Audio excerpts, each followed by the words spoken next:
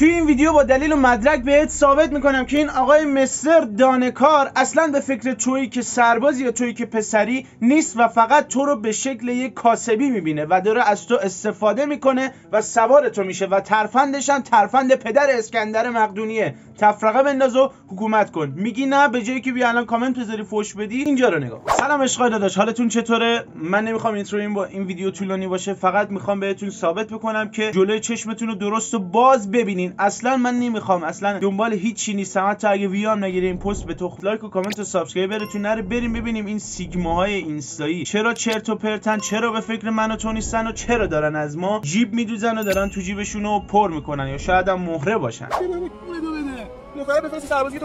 اب نداره به من توهین کنی، من مهم نیستم. مهم اون سربازایی ان که همین الان لب مرز دارن با جونشون بازی میکنن. به من میگین چرا به جای این کارزار لقب سربازی درست نکردی؟ درست کردیم، 1 ساله، ولی 1000م اینم امضا جمع نکرد. اما به محض باز شدن پای خانوما به این قضیه توجه به این موضوع جلب شد. چه از طرف اکثر خانوما که میگفتن این مشکل خود پسرات خودشون حل کنن، چه از طرف اکثر پسرا که صاحب تریبون بودن تا حالا این موضوع حرف نزدن، اما الان به خاطر دخترا زبون باز کردن. هدف من از این کارزار جلب توجه به این ظلم در حق پسرا بود. بعد یا خوبم موفق شد. وگرنه هر عقل سلیمی میدونه که دخترها تو این کشور هیچ وقت خدمت نظامی نمیکنن. کما اینکه تو اون کارزار نوشتم که خانم‌ها خدمت نظامی نکنن، فقط 1 سال با حقوق سربازی کارمندی کنن. این بی غیرتیه. پسرای بلاگری که دنبال ویوین، چند وقت دیگه یه پسر سرباز دیگه جونشو از دست میده به جرم پسر بودن و تو سکوت خبری دفنش میکنن.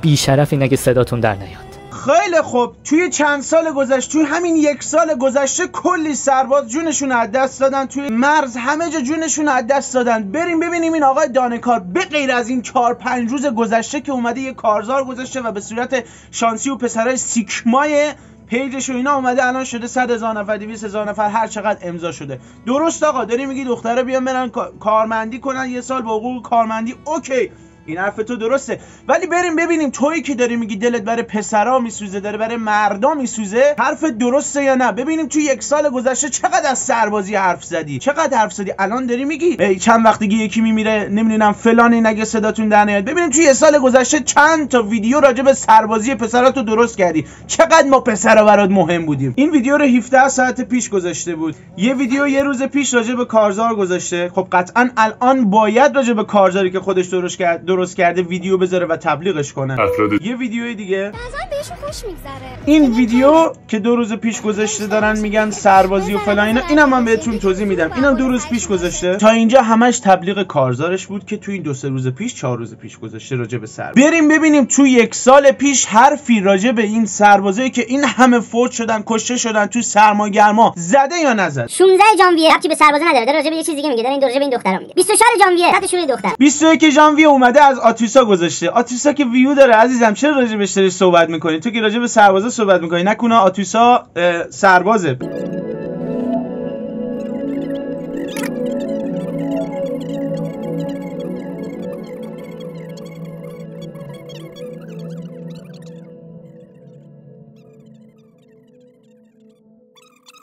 رفتیم توی 1 سال گذشته 9 فوریه 2024 هنوز که هنوزه یه ویدیو راجع به سربازی تا اینجا ما ندیدیم. یعنی توی 1 سال گذشته تو 1 بار راجع به این همه سربازی که توی سرما و گرما و لب مرز فوت کردن و انگار کشته شدن حالا به هر شکلی هیچ حرفی نزدی. بریم ببینیم مثلا کی راجع به سربازی حرف چند سال قبل. 7 فوریه 2024، 5 فوریه 2024، 3 فوریه 2024، 1 فوریه 2024، 29 ژانویه 2024. ارزش خدمت داره میره 20 ژانویه 2024، یعنی تقریبا تاریخ ژانویه رو من الان ندارم، یعنی تقریبا یک سال و 1 ماه و خورده پیش یک ویدیو راجع به سربازی اومدی گذاشتی. یقه خودتو جر میدی که من راجع به سربازی پسرا اومدم فلان کردم. تو کی راجع به پسرا حرف زدی؟ 1 سال گذشته از قضیه این ویدیو سربازی که تو گذاشتی همش دخترها بوده. یعنی اگر که دخترها وجود نداشتن الان داریم میبینیم دیگه. تو 1 سال گذشته یک ویدیو نداره که راجع به دختر نباشه، تمامش راجع به دخترها.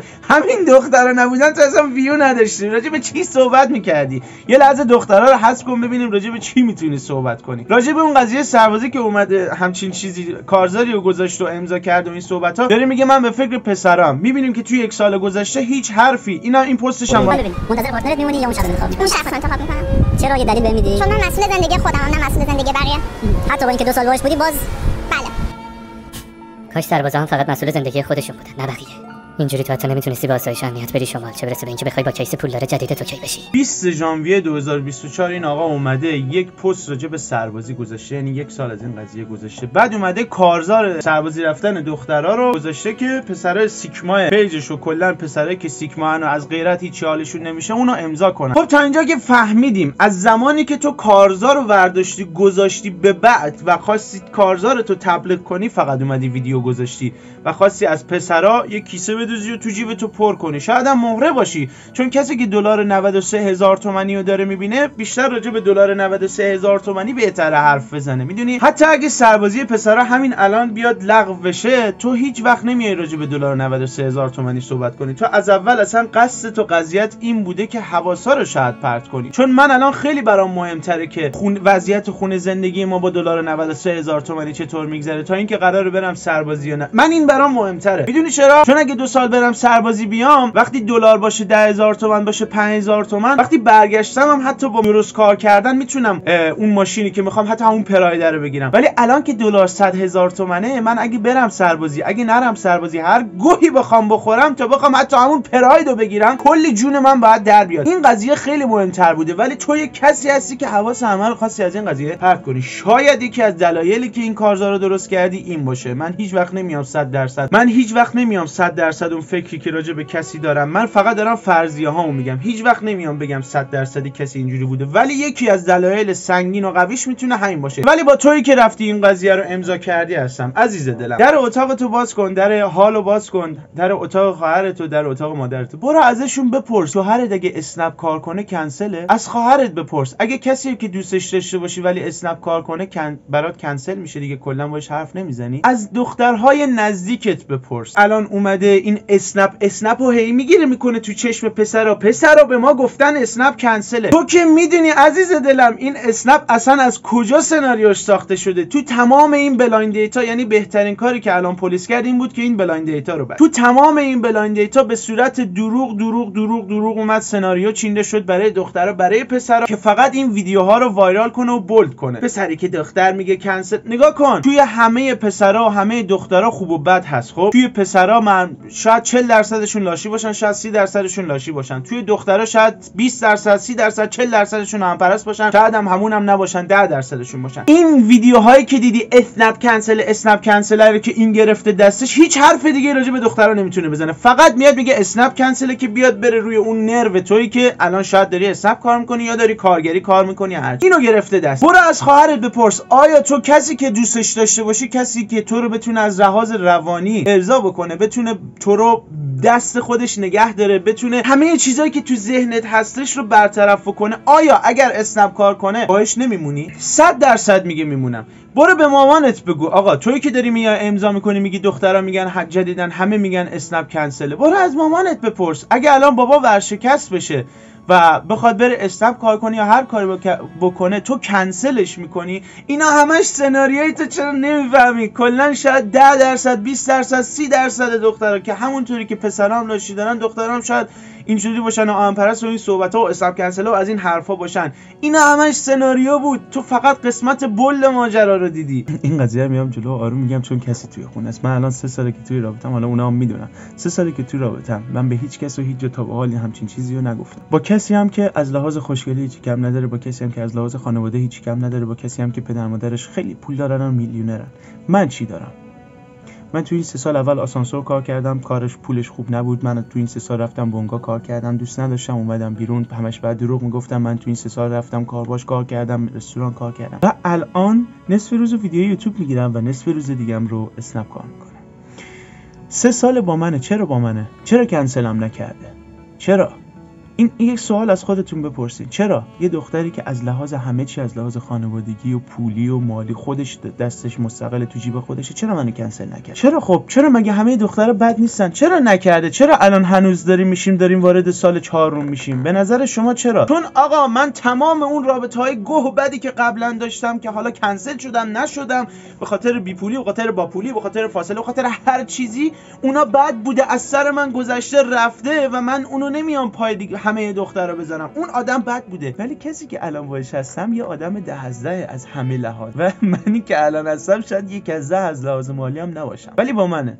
چرا؟ چون تونستم راحت هر چی تو ذهنش بوده ارضا کنم و براش درست بکنم. پس تمام این برنامه‌هایی که کنسل رو اومد یاد داد و خدا رو شکر بلایند دیتایی که الان همشون بسته شدن، تمام این مسابقه خیابونی که داره میاد میگه پسری که کار کنه اسنپ و این صحبت‌ها کنسل و این حرفا، همشون سناریوان قربونت برم. برو از کسی که قابلیتشو داره، کسی که میدونی دوستش داری، میدونی ناموسته، میدونی حرف درست بهت میزنه، برو از اون بپرس. آقا یه پسری اگه باشه که تو رو همه جوره تو این زمانی که همه لاشیان، همه دارن خیانت میکنن، خیانتکار نباشه، تعهد داشته باشه، همه چیزای تو ذهنت بیاد درست کنه برات، حلش بکنه، یک پناه امن باشه، آیا تو کسی هستی که ازش جدا بشی؟ اگر گفت نه، اگر گفت آره ازش جدا میشم، بیا توف کن تو صورت من. شما فقط دارین بازی داده میشین، طبق بازی‌های بلایند دیت، طبق بازی‌های این آقا که میاد بلایند دیت و کسایی که اینجوری میان مصاحبه خیابونی میگیرن، فقط دارین پاسکاری میشین.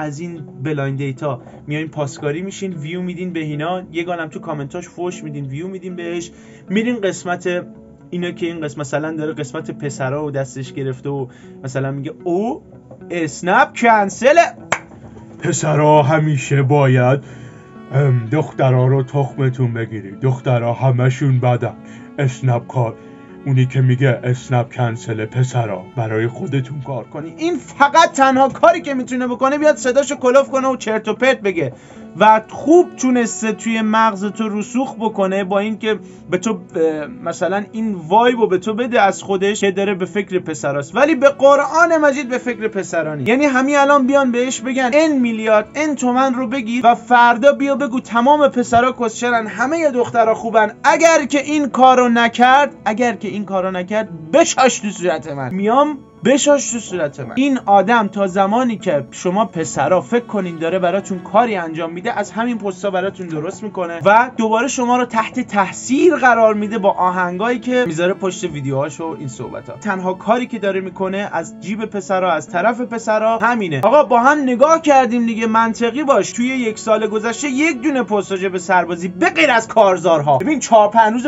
پیش گذشته که کارزارشو گذاشته و میخواد تبلیغ کنه، به غیر از اون یه دونه پست کلا گذاشته همش راجع به دختراست. یعنی اصلا دخترا رو از پیج این حذف کنی 4 تا پست میمونه. پس ببین داری راجع به کی صحبت میکنی، داری از کی دفاع میکنی. کلا خلاصه توی دام این کسایی که برای شما برنامه چیندن و دارن پاسکاریتون میکنن نیافتین. مرسی که تا آخر این ویدیو همراه من بودین. تا ویدیو دیگه فعلا.